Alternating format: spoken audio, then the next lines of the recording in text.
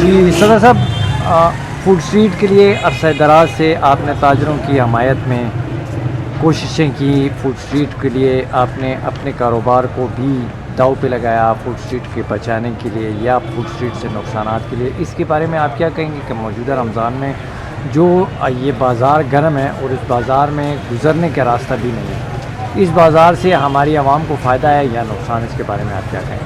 بسم اللہ الرحمن الرحیم. سب سے پہلا مسئلہ جو ہے فوڈ اسٹریٹ کا ہے. فوڈ اسٹریٹ کی وجہ سے دکانداروں کو کافی مشکلات، اور صرف دکانداروں کو نہیں، گاڑی پارک کرنے والوں کو، کیونکہ ہمارا رزق جو اللہ نے لکھا ہوا ہے گاڑی میں لکھا ہوا ہے. ہمارے پاس زیادہ تر جو مہذب گاہک آتے ہیں وہ گاڑی میں ہوتی ہیں، لیڈیز آتی ہیں گاڑیوں میں آتی ہیں، اپنے ڈرائیور کو یہاں کھڑا کر کے سولہ سلف خریدتی ہیں. لیکن اگر میرے گاہک کو سہولت میسر نہیں ہوگی تو وہ آج جس تکلیف سے گزرے وہ کل یہ اس بازار میں نہیں آئے گا، اور دوسرے کو بھی آگاہی دے گا کہ بھئی وہاں مت جاؤ، چوکفارے میں گورا بازار مت جاؤ، مختلف بازاروں میں مت جاؤ، وہاں گاڑی کھڑے پارک کرنے کی جگہ ہی نہیں ہے. جو پارکنگ تھی وہ انہوں نے کرائے پر دے دی ہے، فروخت کر دی ہے. جو فری پارکنگ تھی، جو انگریزوں کے وقت سے فری پارکنگ مجھے اس وقت ملے جب ہم ان ملک پہ ان کا قبضہ تھا، ہم نے ملک آزاد کر کے الٹا اپنے آپ کو مسئلے میں پیدا کرتی ہیں. جب یہ فوڈ اسٹریٹ 2018 میں بن رہی تھی تو ہمیں اس کے نقصانات کا علم تھا، کیونکہ ہم اسی بازار میں پیدا ہوئے، بلے پڑھے، سبق پڑھے، کھیلے کودے، تو ہمیں ان لوگوں کے نیچر کا پتہ تھا کہ یہ لوگ جو ایس او پیز کے تحت کنٹرول بورڈ ان کو یہ فوڈ اسٹریٹ دے گی، یہ اس پہ کسی بھی صورت میں راضی نہیں ہوں گے. اور وہی ہوا، ہم سے وعدہ ہوا تھا. میرے پاس باقاعدہ اس کے جو ثبوت ہیں موجود ہیں، قانونی ثبوت جو کنٹرول بورڈ کے اپنے بنائے ہوئے ثبوت ہیں کہ یہ ریڈی ہوگی، یہ بڑے بڑے چھاپے اور یہ بڑے بڑے کیبن نہیں ہوں گے، یہ ریڈی ہوگی. اس کا سائز ہوگا 5 فٹ، اس کی لمبائی ہوگی اور 2.5 یا 3 فٹ اس کی چوڑائی ہوگی. اس کے نیچے پہیے لگے ہوں گے اور یہ ریڑا ہوگا. یہ ریڑا رات کو 8 بجے آئے گا اور رات کو 1-2 بجے واپس چلے جائے گا. جب یہ ریڑے واپس جائیں گے تو یہاں اس چوک کو دوبارہ خوب صاف کر کے صبح میں یہ واش صورت میں ملے گا.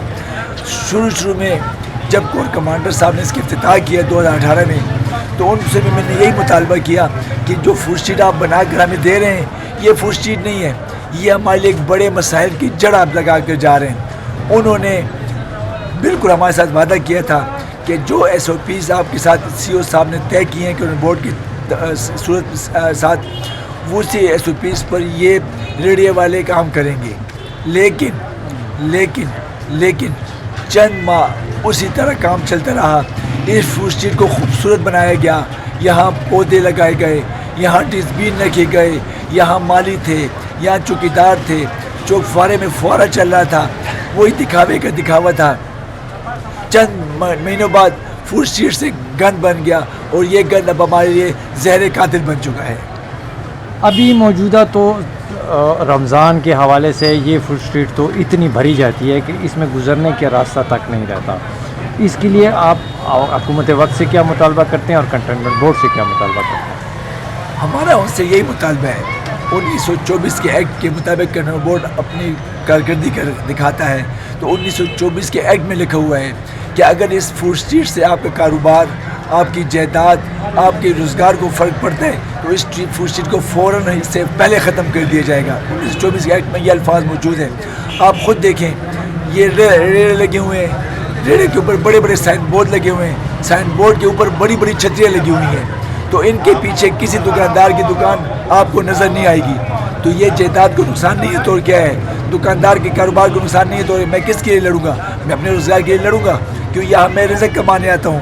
اگر یہ بورڈ والے کہتے ہیں کہ یہ غریب لوگ ہیں اور مزدوری کرنے آئے ہیں، تو یہ دکاندار بھی مزدوری کرنے گھر سے نکلا ہوا ہے. اگر یہ ریڑھی والا 1000 روپے کرایہ دیتا ہے تو یہ دکاندار 1 لاکھ روپے کرایہ دیتا ہے. اگر یہ ریڑھی والا مفت کا کھڑا ہے، نہ اس کے اوپر کوئی انکم ٹیکس ہے، نہ کوئی سیل ٹیکس ہے، نہ کوئی بجلی کا ٹیکس ہے، نہ اور کوئی ٹیکس ہے، تو میرا دکاندار 2000 ٹیکس گورنمنٹ کو دیتے ہیں اس کے علاوہ بھی، تو اس کا حق ختم ہو گیا. یہ چوک بنا ہے دکاندار کے لیے، یہ روڈ بنا ہے عوام کے لیے، یہ روڈ بنا ہے عام پارکنگ کے لیے، لیکن اس کی پارکنگ بھی ختم ہو گئی، اس کی خوبصورتی بھی ختم ہو گئی اور یہ ایک وبال جان بن گیا ہے. اس سے کاروبار بھی متاثر، پیدل چلنے والے بھی متاثر، پارکنگ والے بھی متاثر، اور یہ اس کی وجہ سے جائیداد کا جو نرخ ہے وہ بھی گر پڑے ہیں.